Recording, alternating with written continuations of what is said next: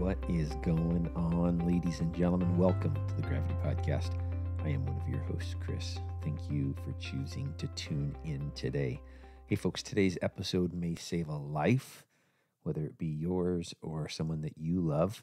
We're going to be talking to police officer Brandon Griffith.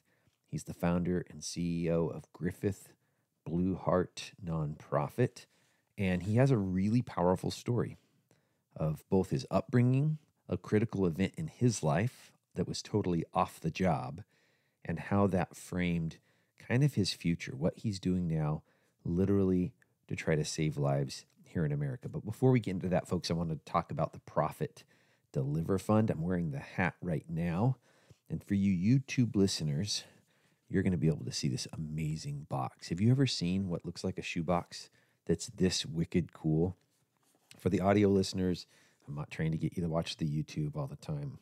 Well, I guess I do mention it from time to time. But bottom line is if you're only going to watch it once, watch it for this episode, because I just got this from Deliver Fund. Now, if you don't know, Deliver Fund is literally hunting human traffickers. They're using AI technology, the same technology that we use to hunt terrorists, but they're using that to hunt human traffickers. Human traffickers, you should be afraid. You're probably not listening to the podcast, but if you happen to click on this one, you should be afraid because people are coming for you and you're going to be put in prison.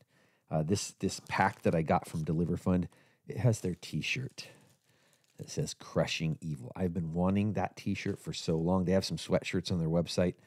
The T-shirt is kind of hard to come by, so I'm super pumped that I finally got one. I have a really cool Deliver Fund coffee mug, and then Thrivers Coffee, which is the nonprofit arm that's connected with Deliver Fund, and they're using the proceeds from Thrivers Coffee to help human trafficking victims. Folks, if you haven't checked them out before, I don't know, you haven't been listening to the podcast that long because I talk about them on a pretty regular basis. Deliverfund.org. Check them out today. They're doing remarkable work. With that, folks, let's get into this interview with Brandon Griffith. Brandon Griffith, welcome to the Gravity Podcast. Hey, what's going on, brother? Thanks for having me on. Yeah, I'm excited for this conversation. We don't know each other very well, but I think we're going to have a lot of crossover with some different experiences. So, hey, just getting into this, for folks that don't know who Brandon Griffith is, if you don't mind introducing yourself. Yeah, sure, man. So I'm an Arizona native. I currently am a deputy sheriff for the Pinal County Sheriff's Office. I'm the founder and CEO of Griffith Blue Heart nonprofit. I do a lot of law enforcement training, and I'm an out-of-hospital cardiac arrest survivor. I love it. Wow. Well, there's going to be a lot to get into. How many years have you been law enforcement? So I started my law enforcement journey back in 2008. So I guess we're at 16 years now. Love it. That's some time under your belt. And before getting into law enforcement, you actually already had a desire to help. If I understand correctly, maybe you started as a lifeguard or something like that. Yeah, man. You know what? I started as a lifeguard, but I went into private security as soon as I was able to. So working private security, doing dignitary protection, doing like hotel private security type stuff. I did a lot of hands-on work with it, medical calls, emergencies, hand to hand. Like I got my feet wet before I got into law enforcement, and then I got my EMT as well before I got into law enforcement. I was going for my medic patch when I got accepted in the police academy, and I was like, well, screw that stuff. I'm going here. Now, with you getting your EMT, did you do that on your own dime or were you working for a company that sent you to school for that? No, I did that on my own time. There's a program at a community college here in Arizona that me and my wife went through, and I started volunteering on the ambulances and in the hospitals, and I really started using it in the private security sector. People have no idea how often those private security guys are, doing compressions, stopping bleeds, taking care of people having seizures and all kinds of stuff. Yeah, it blows my mind the comparison of our two stories. So I was Air Force before becoming a police officer, and I was a CPR instructor, and I trained doctors. So it doesn't mean anything other than the fact that that was the level of training I got was healthcare provider, and I'm training doctors how to do CPR, and I had never done CPR a day in my life, never done CPR a second in my life. Because here's the deal: I mean, you have medical emergencies in the military, but I was in a the only time I was in combat was in Iraq, and I didn't have a lot of forward facing experience with that, very little.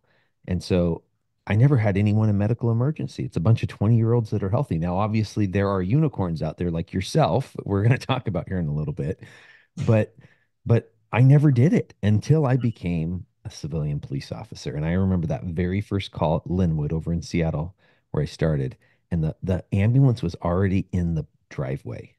But I have never seen paramedics move so slow in my life. I assumed that they were going to rush out of their vehicle, right, and go on to save the world. And instead, they were walking around the rig and getting their equipment, like I now know that they need to do. But I rush into there, I pull a family member off of breathing, and I start doing mouth to mouth breaths with no barrier. Now that contrasted later in my career, which maybe I'll talk about later. But I I know that drive. I want to save people's lives. That's why I got into this business, Hell yeah. right? Everything we do is to save people's lives, man. That's what people don't realize in law enforcement. We write tickets to prevent car accidents. We arrest drugs. We go after the drug dealers so we can prevent overdoses. I mean, everything we do is to save lives and better our community. But I mean, my first time doing CPR, I was in high school, man. I wasn't even a man. I was working at a hotel, and one of my bellmen gave me a call on my personal cell phone. He's like, "Hey, man, you used to be a lifeguard, right?" I said, "Yeah." He goes, "Get your ass over here. This guy's dying." Okay, so I said, call 911. He calls 911. I head over there, and the dude had collapsed. So I started doing compressions. Back then, we've been taught so many different ways. It was 5 to 1, then it was 15 to 2, it was 30 to 2. Breaths never saved anybody back in the day, right? So I was Yeah. doing 30 to 2, and it took over like 10 something minutes for the fire department to show up. And as I'm doing compressions and mouth to mouth on this guy, his daughter and his wife walked up on me. They were at the resort for their daughter's birthday. So I'm literally doing compressions on her dad, and he didn't make it. He had no chance. I mean, by the time fire and EMS got there, he had no shockable rhythms or anything. But Yeah. like I felt like a failure, man. I was 15 years old. I thought I did everything I was supposed to do, but he didn't make it. And I thought that it was like the TV where you do compressions of mouth to mouth, and he wakes up in 2 minutes. But Right? Yeah, you saved the guy. it Simple, wasn't right? like that, man. It was very different. Feeling the cartilage pop underneath my hands, the taste in my mouth. I can still remember to this day, like the discoloration, the moans and the sounds on his face. Like I was not prepared for that, being a high school kid. But it's something that I quickly learned is that you can't save all of them, and there's a lot of rhythms that are not shockable. And yeah, we didn't even have an AED at the resort, so I mean, even if we had one there, I don't know if we would have been able to save him if we hadn't got him on time. Yeah, totally. What year was that? Oh man, that was when I was in high school, man. So that was in early 2000s, very Okay. early 2000s. Yeah, defibrillators were not a thing. I mean, they were a thing. They were on rigs, and I guess maybe some super progressive law enforcement agencies may have had them, but 99% did not at that So time. the AEDs we know of nowadays became commercially available in 1996. Now, there were other departments around the country, like in Rochester, Minnesota, back in 1990. Dr. Roger White was the first one to actually outfit law enforcement with AEDs, and he maintained a 67% survival rate. Now, in perspective, back then CPR was a damn joke. Nobody ever lived, right? Yeah. And you start looking at the numbers nowadays, national survival is between 7 to 9%. And for 26 years through police defibrillation, they've maintained a 66 to 67% survival rate, which is just outstanding. Just shows Yeah. the cops are on scene first, and rapid defibrillation is really the key to survival. And that's what I think our citizens need to know. Because ultimately, where we're going to get here in a little bit, and I don't want to get there yet. I want to tell more story first, but we're going to get to how do we solve some of this problem? Because we're getting back to literally saving our communities' lives and the recognition that our law enforcement are constantly out there patrolling. Our fire crews, I'm not even going to make the joke that I normally make, that they're in their bark loungers. Maybe they are, but I'll tell you what, here in the Tri-City area in Eastern Washington, where I live, our firefighters are working their butts off and they're going call to call to call to call to call. Our citizenry has exploded. I don't know how many percent. And our fire staffing, and here where I live, our fire and our paramedics are the same. We don't have a private company that's sending the bus, sending the paramedics. So uh, our staffing for our fire departments have not kept up with our population growth. Even if they're fully staffed, Chris, it doesn't matter. The EMS system, the way that it's dispatched, is not set up for success, and that's what people don't realize. So that when I had my cardiac arrest, I was half a mile away from a fire department. Right? You figure anything happens, you're good to go. But the reality is, they have priority response, they have advocate response. So when they're on a call with somebody who's like a diabetic or someone who's having an issue, they can't toss them a Snickers and say someone's worse than you. They are stuck with that patient until they get them equal or better care. They are responding from centralized location. So, if they're on a car accident and somebody a block away is having a cardiac arrest, they don't get to break. It's the next closest unit that gets dispatched. If they're out with someone having a stroke, they don't get to go. So the next closest unit gets dispatched, which is why the NFPA has got a national standard of trying to get to 90% of their calls in 6.5 minutes. Start doing public records requests. Almost no agency in the country is even close to that. Most of your fire and EMS agencies are not getting on scene until 7.5 to 18 minutes. It's absolutely crazy. And when you start looking at that, that's also 2 to 3 minutes after dispatch. And we Yes. time is the critical barrier when it comes to medical emergencies like cardiac arrest. But you look comparatively to law enforcement, who are the most underutilized component in the chain of survival. Most municipal agencies are on scene in the first 1 to 4.5 minutes, where you have the highest likelihood of stopping a hemorrhage, of providing defibrillation, this is where we are constantly underutilized. And the reality is that all these programs out there are focusing on public access to fibrillation. And don't get me wrong, man, I'm all about that. Yes, we need AEDs in our schools, our airports, our sports arenas, Absolutely. but that's only 20% of cases, bro. 80% happen in the home. Do you have Mm. AED in your house? No, I don't.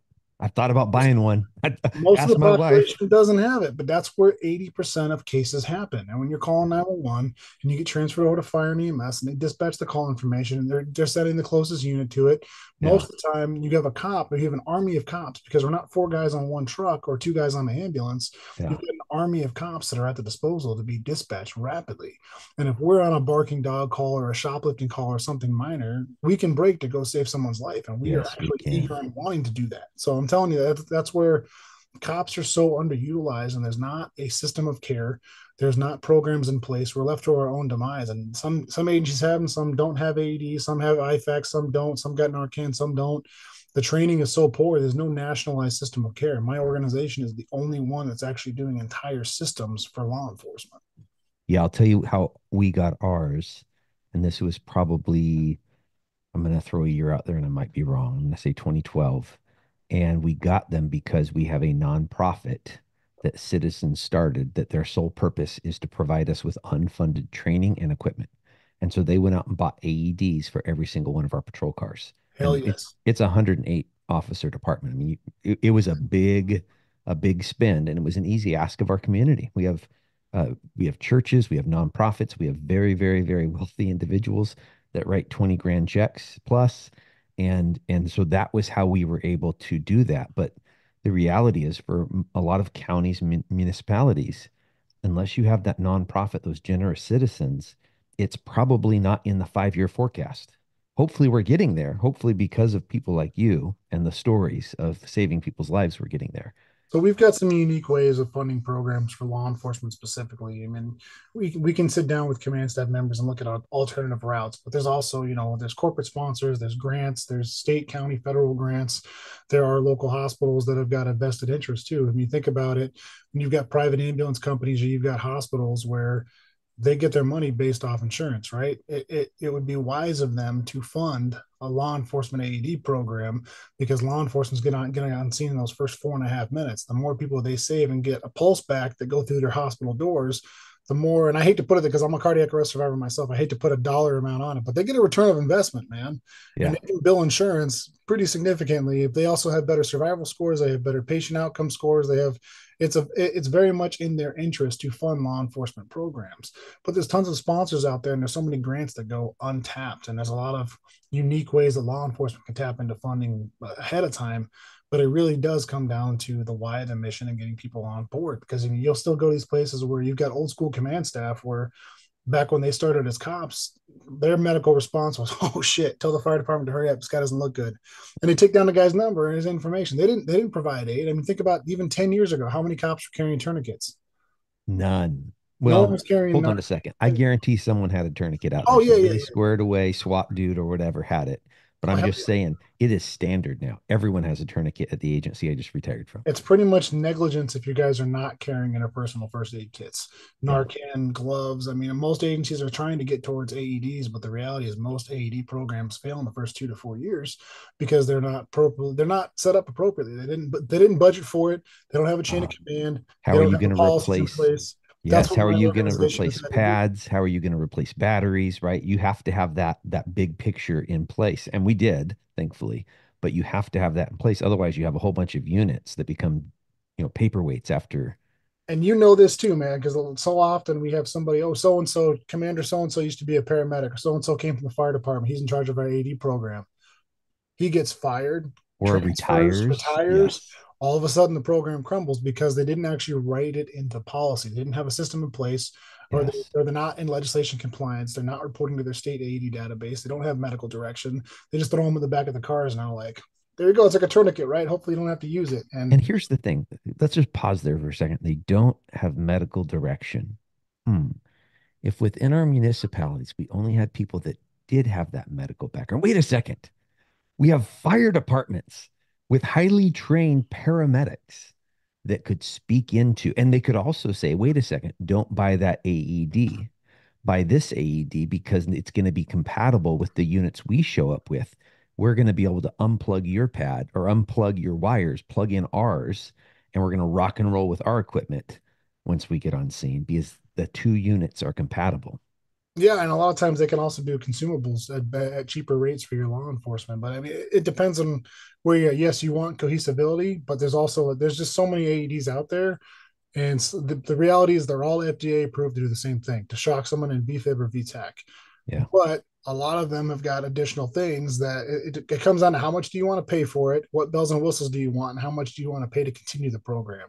Because there Yeah. are AEDs that are $200 to $600 every 2 to 4 years for replacing pads and batteries. And when you're outfitting, like you have 108 officers, that's going to dip into your patrol fund if you have to replace pads and batteries every 2 to 4 years at that kind of rate. Especially that's if you don't even use the AEDs. But if Yeah. you're constantly using them, having to replace pads and batteries, and they have some with feedback, some that don't have feedback, they get expensive. And they, for some reason, the AED industry has lumped law enforcement in with bystanders. They consider us under the public safety umbrella, and they don't give us special rates or like unlimited pads type thing.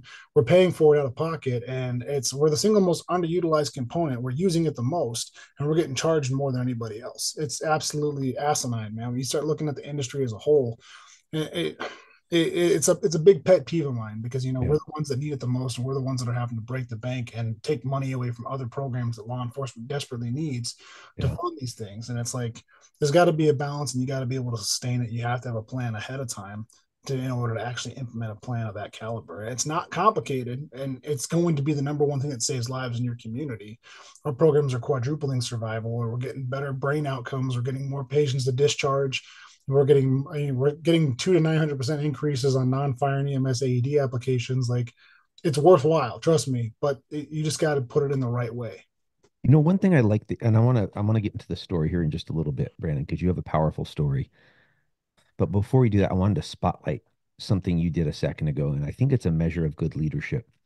Because you said, I hate to talk about the numbers or the statistics when I mean you are a survivor at a healthy, very healthy actually age in your 20s.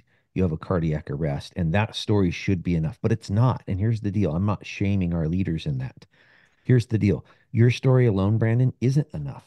Because if it was literally the only story, I hate to, hurt your feelings, brother, but it may not be worth the spend for counties and municipalities around the country. So we have to recognize, especially for our bosses, we have to put things because I'm doing this when it comes to employee wellness, officer wellness. Just saying you should do it isn't enough. We have to sit there and show how it is going to be a cost savings. For my example, how we're going to save on workers' comp insurance rates, how we're going to save by retaining officers longer, how we're going to save on retention and recruitment. Because when officers hear, wow, this agency really cares about their people, more people are gonna apply here. So all of those things are going to be this huge cost savings. And we can't just tell the individual stories. We also have to put this in a package so that when our bosses go to city council or county commissioners and say, I need $100,000 over the next 5 years or whatever the dollar amount is, they see, oh my gosh, yeah, we need to find the funding for this. So normally I don't like to just throw a bunch of numbers at people, but I'm going to drop a bunch of numbers on you right now Do it. because Bring it. it's important now when you start looking at the reality. So in 2022 we had 1176 fatal police shootings, right? How much money do we spend on firearms training? How much money do we spend on time on the range I on don't know a lot firearms? though. It's a lot of dough, it's a lot of time, and it's necessary, it's Yeah. absolutely necessary, right? But that was 1176 fatal police shootings. In the same year we lost 42,000 people from motor vehicle accidents. Over 60,000 of our residents died from bleeding control, uncontrolled bleeding. 107,000 died from drug overdoses, and 700,000 Americans died from heart disease. What are we more likely to do, save a life or take a life? But we don't invest in that kind of training. And you start looking at the numbers. The reality is we lose. It is the number one cause of death, not just for law enforcement, not just for our community, but for our youth as well. Oh, That is wow. the number one cause of death for kids. And, you look at these Cardiac electrical arrest is cardiac heart arrest. Oh yeah, for our youth. we lose 1,000 Americans per day just from cardiac arrest. We lose, tens of thousands of kids per year just from these electrical malfunctions that are happening. And if protecting our kids and our community is not worth it to you for the investment, I don't know what is, because preservation of life is our highest priority. Yeah. When I talk with law enforcement leaders, I'm not just talking about nationally or talking about globally that we lose 17 million people around the globe per year to heart disease. I'm going to dig into your numbers. Now, you go to the Tri-City area and you start digging into, okay, how many of our constituents actually died from heart disease last year? How many calls did the fire department go to? How many of them were codes? How many of them had a shockable rhythm? And you say, what's our response time? What's the fire EMS response time? Yeah. And you start calculating it and go, holy shit, we can save so many lives if we just make sure that our guys are actually dispatched to the call. They've got decent training and the equipment to actually shock somebody out of it. You will be amazed how many lives you guys are you're gonna be passing out life-saving medals like they're candy. Yeah. Wow. I love this, brother. Let's get into it. Again, paint the picture. Don't go right into the cardiac arrest. I know this part of the story. This wasn't you sitting on a couch eating a bunch of junk food, all these hereditary issues, building up with your poor lifestyle, and you have a cardiac arrest. You know what? Sucks to be you. Paint the picture of what was going on in your life back in your mid 20s. Yeah, man. When I tell people I'm a cardiac arrest survivor, the first thing they go, "Oh, what's wrong with you? You must have like a mental defect, or like too many cheeseburgers, or well, too much stress." It had to be the job, right? It was the job. Yeah. Yeah. Everyone wants to rationalize it and put it into a box, but the reality is that from the time you're in the womb until the day you die, your heart sends these electrical impulses that cause the four chambers to beat in the right sequence. One misfire is all it takes. It can happen to anyone, anywhere, anytime, and your heart is in this deadly arrhythmia where it's in this quivering motion or going too fast that it can't actually pump blood out to your body, right? So when you talk about heart attacks, a heart attack is not a cardiac arrest, and everyone doesn't. Most of the public does not realize that, because heart disease is an umbrella term, right? So that Yeah. can factor anything from myocardial infarctions known as heart attacks to strokes to cardiac arrest to heart failure. It's an umbrella term, but a cardiac arrest is not a heart attack, and that's what people don't realize, is that a heart attack is a plumbing issue. Imagine, you're putting chicken and brisket down the kitchen sink and it gets clogged up. That's a heart attack. A section of the heart is not getting adequate blood flow, and the heart tissue is starting to die off. Yeah. Those are 95% survivable. Now, Oh, cardiac arrest is an electrical malfunction. Imagine you plug the Christmas tree and it shorts out on you. That's the big difference, right? Now, a heart attack can lead to a cardiac arrest. The plumbing issues, as it gets backed up, can cause an electrical malfunction, which actually kills the person. But man, when I had mine, I was 26 years old. I was a defensive tactics instructor. I was a field training officer. I was in phenomenal shape. I had just made my department SWAT team 2 weeks before. Anybody in law enforcement knows that they don't just let you walk onto a SWAT team. You have to be in good physical fitness. You have to be in good sound mind. You have to train. You have to have a good reputation. There's a lot you have to be able to do before you can even get considered to try out, basically, right? So I'm 26 years old. I'm in phenomenal shape. Me and my wife had just been accepted to medical school. She hadn't started yet. Everything's going good. There is no stress. She makes fun of me because I've been shot at. I've been in knife fights. I got trapped under a vehicle in a water rescue. but I died at home reading a book. Like you never know when your time is up. But I don't even know your wife, and I already like her. this is something that most people don't know that I haven't shared publicly most of the time is that I was actually in the cardiologist's office 2 hours before I died. What? Yeah, I did all my medical screenings and whatnot, but I was getting these PVC clusters that were coming out of nowhere. So I was getting checked. So I did, the ultrasounds, I did the stress tests on the treadmills, I did the EKGs, and they said there's nothing. You don't want to go looking for a zebra, it's probably just a horse. 2 hours later, I was dead. So it's one of those things that you really never know when it is. I was reading a book with my wife. She was on a computer, and I said, "Hey, I'm gonna take the dog out." Put the book down. I stood up.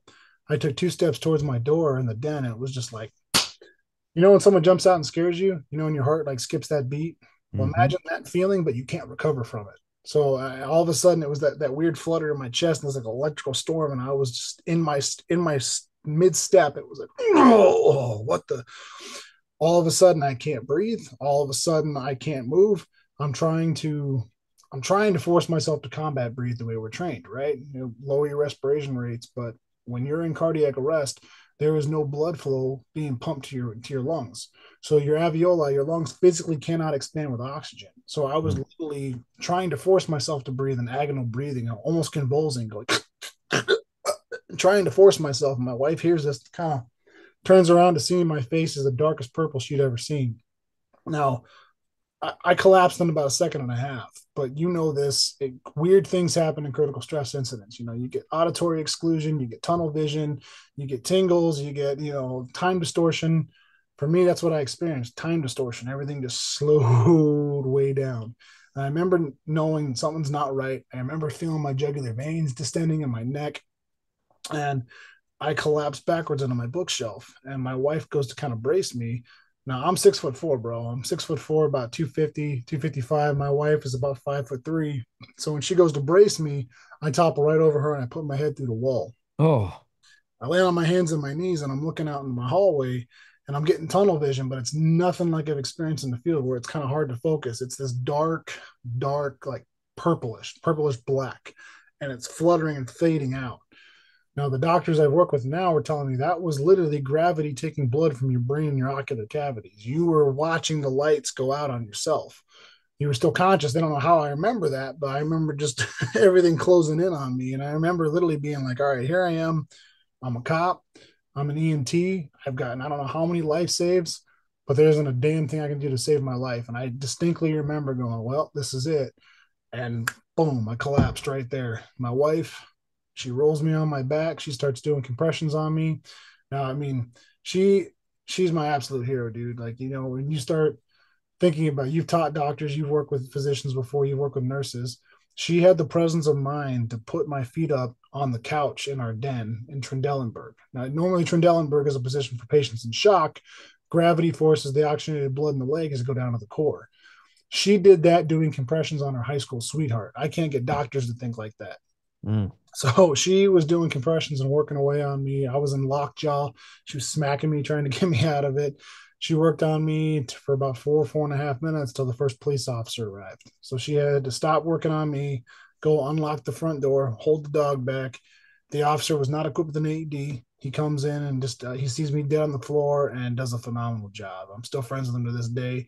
Officer Bob Bertram. He jumps on my chest and he starts doing compressions. He worked on me until about the 9.5 minute mark when fire actually got there. So they show up. He's compressing away. They pull my body in the living room, but they got more room to work. They IO drill me. They drop in the OPA, cut off one of my favorite Nirvana shirts. I mean, they get to work on me, right? They had to shave a little patch on my hairy chest, put the defibrillator on. They shocked me multiple times, but all in all, they did get my pulse back at about 16 minutes and 48 seconds. So Wow. according to my wife, according to the crew, they said I sat up and started pushing guys off me.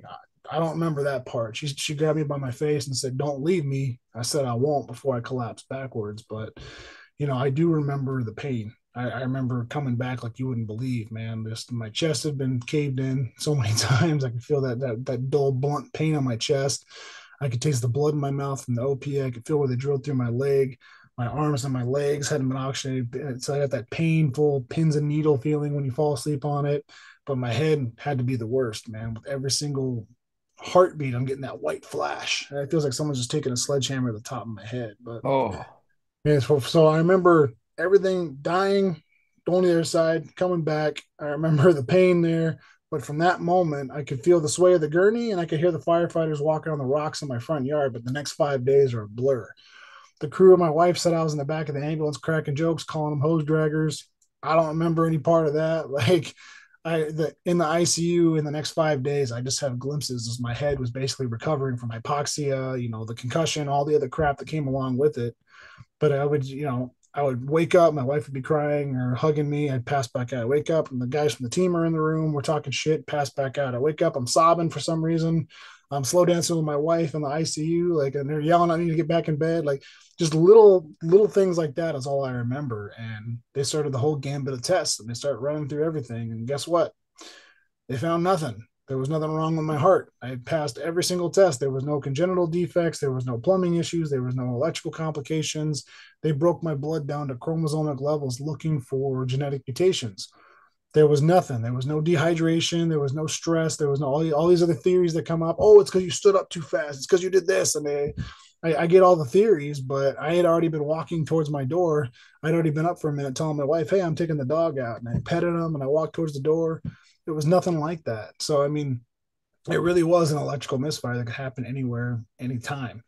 Now, in a literal heartbeat, my entire life changes. Like, it's literally like, all right, well, we have to put this defibrillator in your chest because we don't know what caused it. We don't know if it's going to happen again. And my chief of police is telling me we're going to try to find you a civilian position for the police department. It's like, the fuck? You're going to come in here and tell me now that I'm damaged goods and that I can't work as a police officer anymore at 26. I'm an FTO, defensive tactics instructor and an operator yesterday. Today you're telling me I can't do this anymore? And how many guys are truly prepared? We all know that we might get killed in the line of duty. We all factor that in. yeah. But how many guys are really prepared to be told that you can't put that uniform on tomorrow? How many of them have Mm, the financial means to support themselves for an extended period of time? yeah. How many of them are mentally prepared to not be a part of the brotherhood and the camaraderie anymore? How Yeah. many of them have their identity too entwined with what they did? And that was me. I was 26. I was like, this is who I am. And that's shit. It's what we do. But at the time, that you think that's who you are. It's a big part of your identity because you're still trying to find yourself as a man. Yeah. So it was a real eye opener, and I had to start my fight, man. From then on, I had to take on posts. I had to take on city risk management. I had to bring in researchers. I had to fight for my job, and I'm one of the only cops in the country to return to full active duty with a defibrillator implanted on my chest. And that just once I got back to the field, it started a whole other chapter before I started the law enforcement or the nonprofit side of things. But that was just the beginning of the journey. And again, you just came full circle there with that piece of us as leaders. And when I say leaders, I'm talking about everyone from the line level to chiefs and sheriffs, because I think we can be leaders as entry level folks. I think we have chiefs and sheriffs that aren't leaders. So uh, the fact that unfortunately, you had to fight for it, but probably it's because no one had ever done it before, right? I mean, like no one had ever come back. And so they have to manage risk. So you're putting this into hey, we're going to prove it through medical science that Brandon can go back out on the job. And actually, he's probably going to be better off than others because he has the defibrillator implanted into his chest because this could happen to any of us, right? Dude, I was safer than any other cop out there. So we talked about this in the beginning a little bit, but law enforcement as a whole, according to a 2014 study by Harvard University School of Medicine, law enforcement is a 70 times higher risk for heart disease in the public we serve. We have a 22-year less life expectancy, according to IACP, and we are 25 times more likely to die from a heart complication than a violent encounter with a suspect. So you start looking at those numbers alone. Most cops are ticking time bombs, and we all know those guys that are a heartbeat away from having a widowmaker or a stroke, or that are morbidly obese. And here I was fit, I was in great shape, I was 26 years old, and now not only am I getting regular heart checks, I'm on medication to prevent any kind of arrhythmias, and I have a device in my chest that literally shocks me the second I have one, if it ever happens again. Yeah. My chances of having it again was like less than 2% or something like that. So I'm safer than any other cop out there. But they were trying to be like, okay, this guy over here had two, stents put in his heart and had his chest cracked open. He can go back to duty, but because you have a medical device, you can't.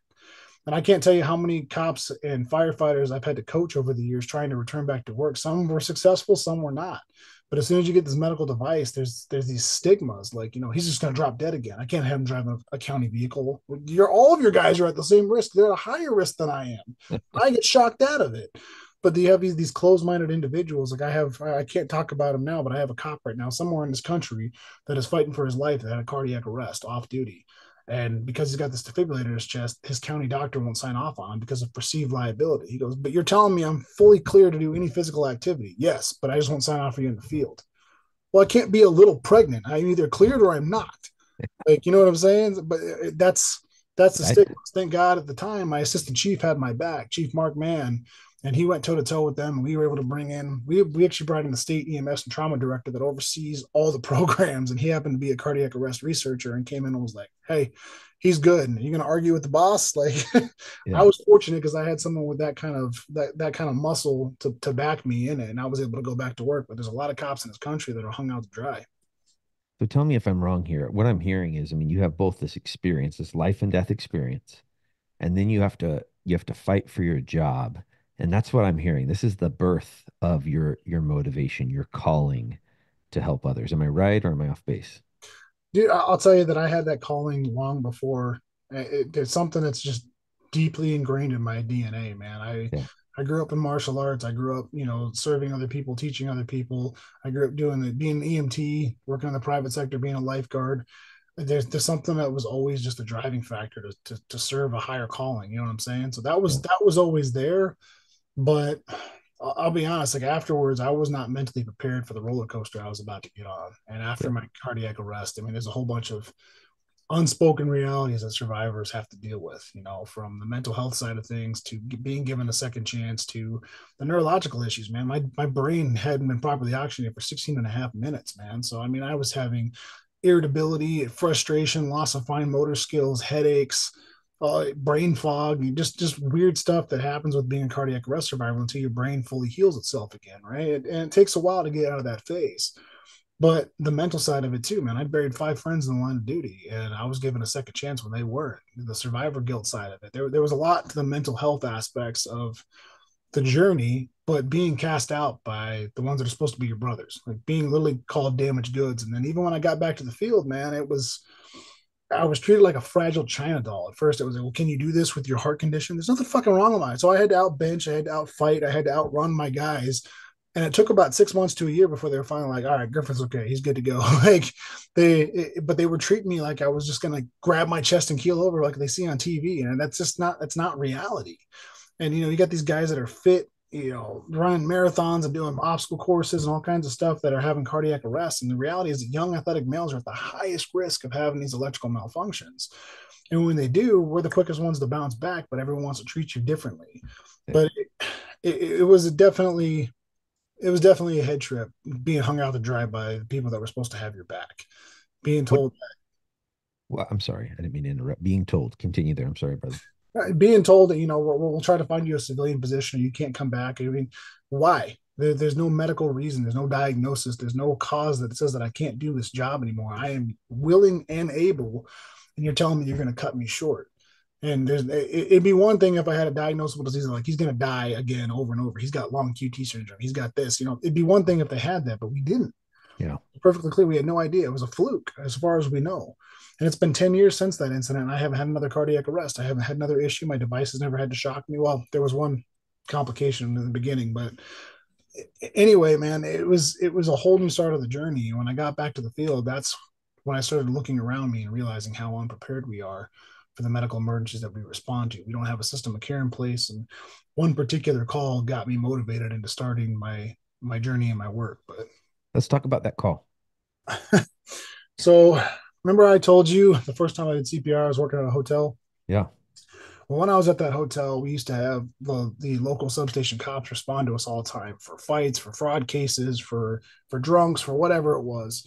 But there was this cop that used to come in and he was kind of not mentoring, but he would respond. And he knew that I was trying to get into law enforcement, so he would give me tips, and he was just a really cool guy. And when I got accepted to the police academy, I remember telling him about it. And while I was in the police academy in 2000, he was actually ambushed and killed. and he never got to see me graduate. We weren't like close buddies; we were more acquaintances, but that Yeah. always affected me. You know, somebody that I had talked and I've been on calls with and been in the fights with suspects with was ambushed and killed. Well, my first OIT I'm assigned after my cardiac arrest, right after I get back to work, happens to be his little brother. And I had no idea he had a brother. So I'm his field training officer and I get assigned to him. And we're talking about how, things happen for a reason and whatnot. And we're a couple weeks into his FTO, into his first phase of FTO. And we get a hot call for a vehicle rollover. And we're at a fire station just fueling up. I'm like, let's go. It's the first time he's driving code 3. He's using his blinkers and shit. I'm like, just fucking go. Someone's dying. Like, now they already said the person slumped over the wheel and he doesn't look like he's breathing. So I'm already like, all right, single vehicle accident, guy's not responsive, he slumped over the wheel. Like, I'm already thinking, this a cardiac arrest, a stroke, a brain aneurysm, whatever. Like, so I am eager to pay it forward. I was given a second chance. I want to save someone's life. So this is Yeah. my first opportunity since lacing back up and getting out in the field. So we get up on scene, we break the window, cut the seatbelt, pull him out. We start doing compressions on him. We had AEDs at the time. I cut his shirt, man. I was like a rabid pit bull. Like, at first I started switching off with him, with my rookie, and then after the second switch off, I'm like, fuck off, like I got this. Like, I literally, I had tears going down my face, man. Like, this is the first time I've done CPR again since my cardiac arrest, and like all this emotion is just overwhelming me. But like, honestly, it was like a divine intervention, or like a sense of righteousness as I'm working on this. Yeah. And we shocked him multiple times, and eventually we got a pulse back at like 18 something minutes, right? So we're like, hell yeah, we're high-fiving and shit, we're all excited about it. And I tell the fire guys, I'm like, hey man, I want to be kept updated on this. Like, this feeling of relief had washed over me. I was able to kind of pay it back, right? Well, we get a call later on from the fire captain who's like, hey man, just want to let you guys know you guys did a hell of a job, but from the rollover accident, he had irreversible spine and brain damage. Like, the guy's a vegetable. And like, my heart sunk, dude. I'm like, what the hell did we just do? Like, I refuse to let this guy die. Now his family's put in this predicament where they have to pull the plug. What the hell did I just do? And like, that was a gut punch, man. But later on the shift, before we get off, we get a call from the hospital. The mom and the doc want to talk to us. So I'm like, I'm trying to muster up. Like, what do you say? What do you say to the family members at this point? So I'm getting ready to get slapped in the face or something like that. The mom's gonna be pissed, and we walk in the hospital, and mom gives me the biggest hug ever, Mm. and she's thanking us for everything. And she says, not only did I get to say goodbye to my son, but he's an organ donor, and because of Mm. the quality of CPR you guys did, he is going. His organs are going to save a lot of other lives. And that was something that I had never thought of before. All this time being an instructor, being an EMT, saving lives, doing compressions, I never once thought about organ and tissue donors. And I was like, holy shit, there's 20 something other people that are going to be alive today because of what we just did and have better quality of life. Yeah. That was when I was like, there's something to this. Like, I mean, cops need better training. We need more equipment. We need a better system of care. And that really jump started me. I remember going back to my wife and being like, I got to do something with the second chance. I was told to earn it on the other side. I intend to do so. Like, how do I help cops save more lives? And that really propelled me into this next state, into this next phase of my journey. Yeah. Let's talk about this next journey. Let's talk about your company, your nonprofit that you run, and what you guys are trying to achieve. So what started as kind of a side gig, man. I knew I wanted to help cops get AEDs, but I didn't know anything about the industry. I didn't know anything about business. I didn't know anything about I didn't know anything about it, man. I'm a public servant and I'm a young street cop. I was a street monster. I wanted to be an operator. I wanted to be a career cop. I never had any interest in learning business and invoicing and taxes and all this other shit. I had no interest in that. So what started off as kind of as a side gig, I was consulting and helping fellow agencies get AEDs. I'd go in there and be like, hey man, here's what happened to me. But I started looking at the numbers and the realities of heart disease. And I was like, I was an EMT, I was a cop. I never knew this shit. I never knew how many people died from heart disease. I never knew that we were at the highest risk. So I started like really diving into the research. And I would go present to these law enforcement agencies, and they're like, yeah, okay, we want to get AEDs. What now? I'm like, well, I didn't know I'd get this far. So I was like, all right, let's get some AEDs.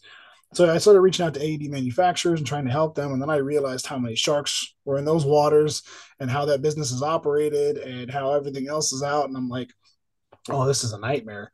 But once we started helping these agencies get AEDs, I started getting those phone calls. Hey, we just saved a 1 year old. Hey, we just did this. We just got a save on a car accident. Hey, we just got this. And it's like, okay, just getting them the AEDs, but some agencies just the whole system wasn't in place, and it was a learn as you go thing. Because we got them the AEDs, and well, how come you guys aren't getting any calls? Oh shit, you're not even dispatched to them. That only goes to fire and EMS. So we have to fix your dispatch protocols now. So we need to bring in dispatch managers. Okay, what policies do you recommend? Shit, I don't know. So like we had to literally bring in chiefs of police and policy writers and be like, okay, well, this might work for a large municipality, but what about the small mountain towns? Or what about a state trooper versus a sheriff or versus a Harvard police versus Capitol police or a university cop? Yeah. We all have different rules of engagement. We all have different policies. We all have different needs. So I quickly had to learn that there is not a one size fits all. You have to have scalable, adaptable policies. You have to have scalable, adaptable dispatch protocols. You have to have a different field deployment plan because some agencies are going to check them out to officers. Some are going to be assigned to vehicles. Some are going to be, it's very different for every different agency. And if you don't know how to solve those problems quickly, it loses legitimacy, and people are like, "Oh shit, this program's not going to be a success because look at this." So I started continuing to evolve, and over years, I started figuring out what needed for the system, how to be in legislation compliance, not just in my state but other states, how to get these programs post accredited. But we really saw a need for training. Cops get shitty ass medical training. Once you have a block in the academy, and once you leave the academy, it's up to each individual agency if they want to keep that up. Some agencies are pretty good. They may do something once a year and once every 2 years. Some agencies every five, but most of the country. Once you graduate from the academy, that's it. Unless you get like a new piece of equipment, like here's a new tourniquet or here's a Narcan kit, here's how you use it. Hopefully you don't have to do it, and then they're fumbling on the side of the roadway for someone trying to commit suicide and can't get a tourniquet on properly, or they don't know how to use their Narcan. You've seen this, you know what I'm talking about.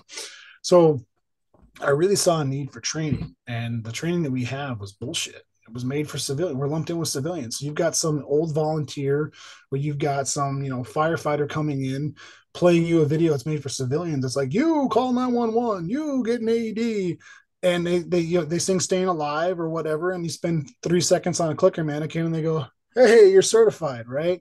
There was no realism. There was no law enforcement considerations factors. There was no criminal justice. There was no tactics. There was no safety considerations. And they're telling us things like, "Oh yeah, you're covered by the Good Samaritan law."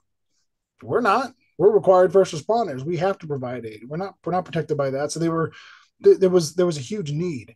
So we're like, all right, all of us, me and my guys, all came from SWAT background, from firearms, from defensive tactics, from use of force, like force science stuff. Like we all truly understood how cops learn, where we thrive, and that was reality based training.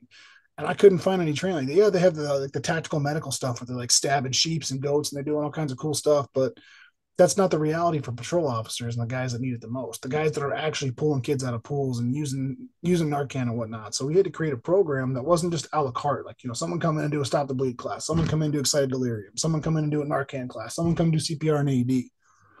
We created a training program that's kind of a crawl, walk, run methodology. You've got classroom, you've got skills building, but the whole rest of the day is reality based training scenarios, all meant for cops that are based on real calls we've actually been to, from officer down rescues to, the suicidal subject who slit his wrist and his neck who's fighting you while you're trying to take care of, try to save his life, all these different things that come into play that we have to consider and use. And all of a sudden, we found out cops are better than doctors and nurses at resuscitation. We have better scores. We started doing data analysis and continuous improvement. And our program started just blowing up. All of a sudden, we're doing regional train the trainer courses, and we're doing, we have a 1 day course, we have a 2 day course.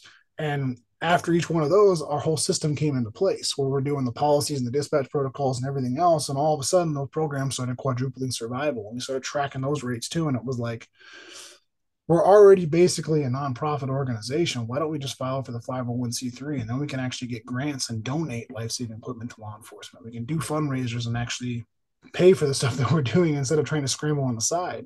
Yeah. So during the pandemic, we filed for our 501(c)(3) and we ended up getting it, and we became Griffith Blue Heart nonprofit. And now we prepare, train, and equip law enforcement for time-sensitive medical emergencies. And I love it, brother. And I love you breaking it down to I mean, here's the deal. If people have a calling, something they feel like, man, there's a gap here and something needs to be done, you don't always have to have it all figured out. You can step into the space and get that first yes and go, oh, thought y'all were going to kick me out of the room. Uh, and now all of a sudden you have to answer these other questions. But as long as, hey, we're willing to ask questions and listen to the experts on these different areas, like policy writing. I've never written a policy. It I've read a sucks. lot. I've read a lot of policy, right? Until recently, I'd never applied for a grant. And then I applied for a grant for our wellness program. It's a And so, beast. right. Oh, totally. It absolutely is. And thankfully, I had some amazing human being. She was our crime analyst named Kim that like helped me through the process, right? Like, I mean, she was like, I'm riding the bicycle and she's the one holding onto the back of the seat saying, you can do this, Chris. But just going to the people that have those answers and getting them, because I guarantee you're providing service to some small law enforcement agencies around the country that don't have the ability, they don't have the capacity to come up with the training themselves and to come up with the grant dollars themselves. And even though it's out there and available, they're just trying to hold on tight. They're just trying to respond to 911 calls, right? Oh yeah, I mean, especially out in like in Arizona, we have a lot of tribal communities, and those poor guys. I mean, they have to contract fire and EMS off reservation, and they're on scene by themselves for 45 minutes to 2 hours sometimes. Like it's just absolutely insane. We start looking at some of the rural communities where they don't have any resources, so we try to donate a lot to the tribal communities and help them get good training, help them work out different ways to get grants, different ways to get life-saving equipment that they need, because that's where we can make the biggest impacts, because they have the higher mortality rates, they have the longer, dispatch times for fire and EMS. It's insane. But what really surprised me is how many large agencies didn't have this stuff figured out. Even the ones that didn't know how to write a policy, even the ones that know how to get grants, they didn't fully understand implementing a system or the training concepts. You've seen this where these large agencies are just so inbred in their training programs. They're used to being big brother, so they don't seek outside resources and they don't adapt. And sometimes they're the last ones to do so. So being able to go through and as we created our programs and enhanced them and got better and better, I was fortunate, man. I worked with some of the best of the best. I started working with Craft International and Tactical Academy, and I was just around phenomenal people from SEALs to PJs to SWAT operators to instructors from all over that I got to learn and soak up as a sponge their methodologies. I just applied it to the medical side of law enforcement. Yeah. And we've been able to take that, and when we do our scenario training and we get done with even the guys that are vets, that are 20-year vets, and we get done with some of our training and we look over and they got the shakes. They're from that adrenaline dump. And I'm like, okay, we did our job. These guys are actually, when they have to do priorities of life, they're doing an officer down drill and they've got multiple suspects. They've got a suspect that's an unknown and they've got multiple people down. And they actually have to put their skills to the test. Most of them have not been in that environment, and they've not had to put a tourniquet under when someone's actually fighting them, or deal with controlling an accident scene while actually doing compressions on the side of the roadway. What are you supposed to do? What are your steps you take? All these different things we had to incorporate based off calls we've actually been on, Yeah. and seeing them put the pieces together afterwards and go, holy shit, I had a scenario like this. I'm gonna put together a new scenario. I'm gonna bring this back to my agency. Well, yeah, I'm not here to tell you that you have to do it our way. We do our train the trainers to show you concepts and principles so you can go back and adapt a program for your agency's needs. Because I don't know what it's like to be a tribal cop. Yeah, I don't know what it's like to be a trooper. But I can show you the principles that translate to what you're doing, and you guys can include this in your AOTs. You guys can include this in your training blocks based on your use of force, based on your policies, based on your needs. And that's where we've been finding success. Is it's not just a here's a class, here's a training manual, go figure this out. We're going to show you the concepts and principles of high performance medical response and actually have you implement it based around your agency. And that's where we're having lots of success. And you said the tri-state area in Washington. I'm actually going to be out there later this year. We're working with several agencies to bring our train the trainer out there. Love it. How busy are you guys providing this training and consulting?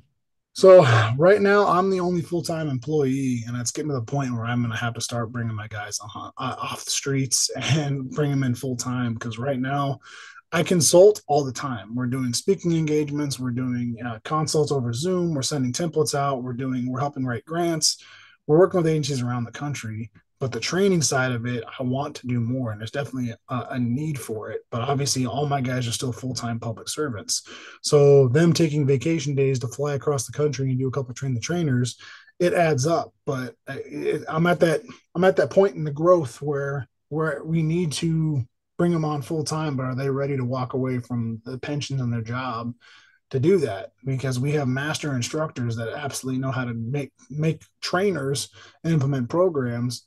But it's a lot of them are getting to the point now where they're retiring. My director of training just got off being a SWAT medic and being off the helicopter now, so he's ready to kind of take the jump and work with me full time. Some of the other guys are, and that's where I'd like to see this going in the next couple of years, is bring these guys on full time and just go around the country and let them train agencies and help them be self sufficient. I love it. Hey, this was in the back of my mind throughout this. Would you recommend for folks to get an AED in their home? 100%, man. Like, look, if we can't protect our families, and that's the people don't, they want to think about the old man clutching his chest. They don't want to think about their perfectly healthy 17-year-old daughter collapsing in their living room or going up to hear a thud in the shower. They don't think about that, man. And I can't tell you how many kids I've had to work on. Like, I can't tell you how many young athletic males we have to work on. But even more so, how often do our spouses get complacent? They're out places. Oh, my husband's a cop, my wife's a firefighter. Whatever, anything ever happens, they'll take care of it. Yeah, but we're at the highest risk. So what are you going to do when you drop dead? Is your wife prepared? Are your kids? Do they know how to do CPR? Do they know how to wound pack? Do they have access to an AED if you collapse, Chris? No.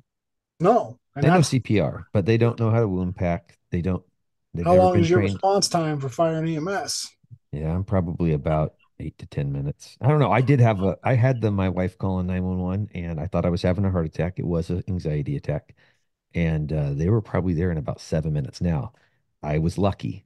The fire station that's closest to my house, half mile away, was the one that got dispatched that night, right? And they And probably didn't have anything going on. You got and lucky. that's what sped up the response. Whereas if they would have been on a call, or if they had handled 4 calls, maybe they would have dispatched a different station to my house, right? I mean, that's just the reality of it. But I mean, I'm just sitting there thinking, right? I mean, as families, we have to manage budgets and resources, and I'm sitting there thinking, do we buy a defibrillator, knowing that this isn't a one-time cost? There's going to be an incurring cost of keeping it updated, making sure that it has a fresh battery and these type of things. Do you recommend a specific company for civilians to buy AEDs from? It depends on what your needs are and where you're at. So look, I work with every manufacturer. I have to be device agnostic because I work with so many different agencies, and this one may have a Philips, this one may have a Stryker, this one may have DefibTech, this one may have Zoll, this one may have a Vive. Totally. I'm not going to not help cops save lives because of a device they have, or because they've got a cat tourniquet versus an XT or a softie. I don't give a shit. Yes. We're going to help you save lives. 100%. I So agree. they're all FDA approved to do the same thing. But when it comes to what you want for you and your family, obviously you got to look at the variables for what your needs are. Like, do you Yes. want to be paying? How expensive are the pads and batteries? Do they have over the Yep. counter? Or are you buying a battery pack?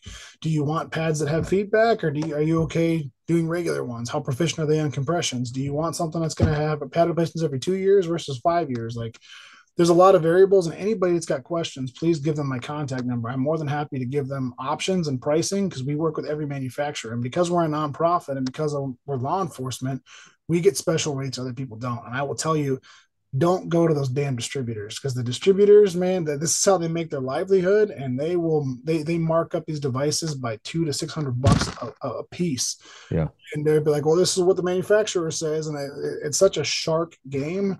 But the reality that pisses me off is that 80% of these cardiac arrests happen at home, and these companies are outpricing their devices where they're needed the most.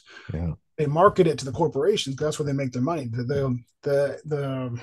The law firm or the Walmart that's going to put the device on their wall and hopefully never have to use it. Yeah. They're the ones paying the cost, and it's a drop in the bucket to them. But Totally. the Chris's and Brandons who got to take care of our families, Yeah. paying a couple $100 every 2 years or spending $1,000 or 2,000 bucks for a device, that's expensive to us. This is coming Yeah. out of our Totally. pockets and taken away from family vacations and whatnot. So Yeah. there are other programs. Some of them do leasing programs now. Some of them have got rechargeable batteries. Some of them have got over-the-counter batteries. Some of them got 2 year life. Some of them got 5 year life. I'm happy to consult based on what anybody's individual needs are, but I can't recommend having one enough. I mean, most of our cops off duty are carrying tourniquets and gauze and gloves in their vehicles.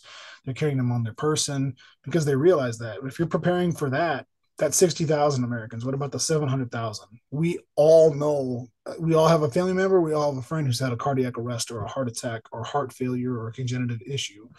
I guarantee you have somebody in your family. 1 out of 4 regular Americans is affected. 70% of law enforcement is affected. So being prepared for when that moment comes is literally the difference of life and death. Wow. Hey, Brandon, for folks that do want to just listen to more what you have going on or to reach out to you, what are the best ways for them to contact you or follow what you got going on? Yeah. So they can go to our website, griffithblueheart.com. I'm on LinkedIn under Brandon Griffith. We just recently started an Instagram account under Griffith Blue Heart. So we've got several outlets if you guys want to check us out. We do articles for like Police One. I do a lot of podcasts. We do a lot of public speaking and conferences and events. I'll be at ILET in a couple of weeks in Florida. We've got NALEA coming up and other conferences. So anytime you guys want to reach out to me, please you feel free to list our contact information or our email as well. I love it. Well, for the listeners, I'm going to make it real easy. All of that stuff is going to be down in the show notes. Brandon, time is my greatest commodity. I can't make more of this stuff, and you've given me an awful lot of yours. I appreciate you, brother. Oh, thank you, man. Have a great day. Too.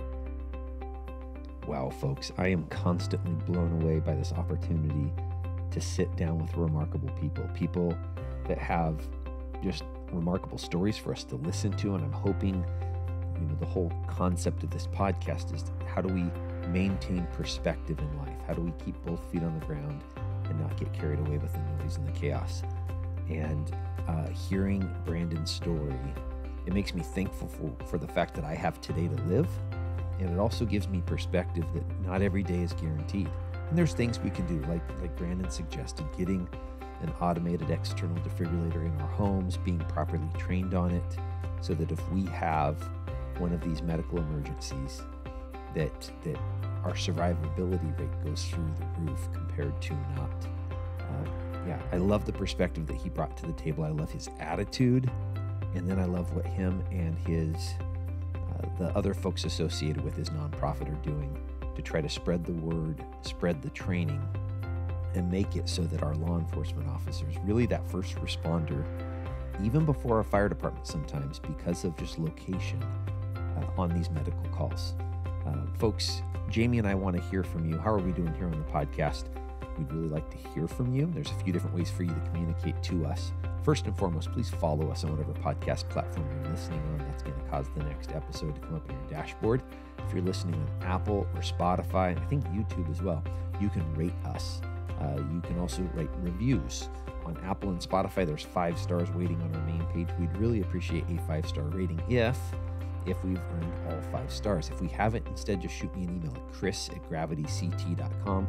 Let us know how to make a better future Marriage Monday topics or guests for me to interview. Folks, we only get to live this life once. Let's go out and take care of the people in our tribe. Take care of each other. God bless.